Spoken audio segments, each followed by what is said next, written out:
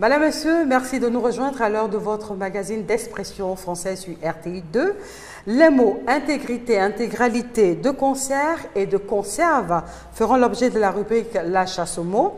Pour la leçon du jour, nous nous intéresserons à l'usage des accents et bien sûr, nous terminerons cette émission avec la rubrique Je veux savoir. Pour l'heure, M. Yeodrissa, qui est le consultant de cette émission, est bien installé dans son siège. Et nous allons suivre tout de suite le premier reportage sur les mots intégrité et intégralité. Et juste après, nous verrons le regard de l'expert de la langue française. Cacher l'intégrale, c'est comme si on donnait tout. L'intégrité, c'est tout ce qui est en rapport avec, je vais dire, la personnalité. L'intégralité se rapporte à la totalité de quelque chose. L'intégrité, c'est bien ce qu'un grand Africain pouvait nous dire. Ça a trait à la moralité. Je pense immédiatement à Thomas Sankara. Intégralité, ça fait allusion à tout un ensemble de choses. Monsieur Yo, nous sommes de retour sur ce plateau. Oui. Nous avons eu le temps de suivre les avis des différents usagers sur l'emploi des mots intégrité et intégralité. Vous êtes d'accord avec leur avis? Oui, alors comme nous venons de suivre l'élément, il faut dire que l'emploi de ces deux mots cause souvent quelques difficultés. Alors l'intégralité, c'est l'état de ce qui est complet, de ce à quoi il ne manque rien. C'est cela l'intégralité. Ainsi donc, on pourrait remplacer ce mot par l'entièreté. L'entièreté, la totalité. La totalité. On peut faire l'étude, n'est-ce pas, d'une œuvre dans son intégralité. Ce qui signifie que l'étude de l'œuvre est faite dans tous les compartiments. On parlera dans ce cas de la structure externe, de la structure interne. Alors, ce n'est pas le lieu ici d'aller dans les détails. Voilà ce que nous pouvons retenir pour le mot intégralité. Quant à intégrité, c'est aussi, si vous voulez, l'état d'une chose. Il peut s'agir d'un pays, il peut aussi s'agir des facultés intellectuelles, n'est-ce pas, qui a toutes, n'est-ce pas, ses parties. Une chose qui n'a donc pas subi, n'est-ce pas, une quelconque altération. Et c'est en cela qu'on entend souvent la défense de l'intégrité territoriale. L'intégrité territoriale ici, c'est bel et bien l'intégrité du territoire. Comme autre exemple, parlant des malades, on peut être malade jusqu'à un certain niveau, ce n'est pas un souhait, mais c'est un exemple pour mieux comprendre. On dira par exemple, malgré sa maladie, il a donc la capacité de retenir des mots, des idées, de raisonner. Dans ce cas, on dira qu'il a conservé l'intégrité de ses facultés intellectuelles. Caroline, nous allons revenir un tout petit peu sur le mot intégrité. Il y a encore un second sens. Du point de vue de la morale, l'intégrité n'est rien d'autre que la probité, c'est-à-dire l'honnêteté, la droiture, celui qui est rigoureux au niveau de l'application des principes. Et nous avons des principes ici dans cette émission. Justement, nous partons pour le second reportage de la rubrique La chasse aux mots. Ce sont les mots de concert et de conserve que nous allons suivre. Et juste après, on se retrouve pour les commentaires. De concert et de conserve. Bon, là, je vois pas. Quand on agit de concert, c'est qu'on agit ensemble, on mutualise les efforts. De conserver, c'est peut-être enlever de là où on a conservé. Maintenant, de concert, c'est... Là, vraiment, je ne vois pas. De conserve, j'avoue que au sommet de mes 15 années d'études, je n'ai jamais entendu cette expression. M. Monsieur Yo, nous sommes de retour. Deux concerts, ce sont des groupes de mots, des expressions. Quand on utilise le mot simple concert, on fait allusion à l'exécution musicale. Tout à fait. Sur le plan littéraire, concert signifie harmonie entre des personnes ou groupes de personnes. Mais lorsqu'il s'agit du groupe de mots de concert, est-ce que ça prend la même connotation? Et si on s'intéresse également au groupe de mots de concert, qu'est-ce que ça veut dire? Merci Caroline. Ici, de concert, c'est une expression, c'est une locution qui signifie tout simplement en accord avec. On dira, par exemple, agir de concert avec son chef. Agir de concert avec son chef signifie tout simplement que l'agent pose l'acte en accord avec son supérieur hiérarchique. Quand il s'agit de conserve, il faut dire que cet élément, cette locution également est beaucoup plus utilisée dans le domaine de la marine. De conserve, ici, qui signifie agir ensemble. L'exécution de l'action se fait à deux ou à plusieurs.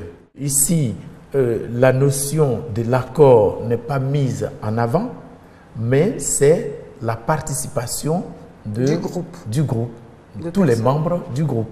Ouais. Dans ce cas, on dira de conserve. Voilà ce qu'on peut retenir comme différence au niveau de ces deux locutions. Bien, la diction d'un locuteur peut être propre à son milieu social, sa région, son débit, etc.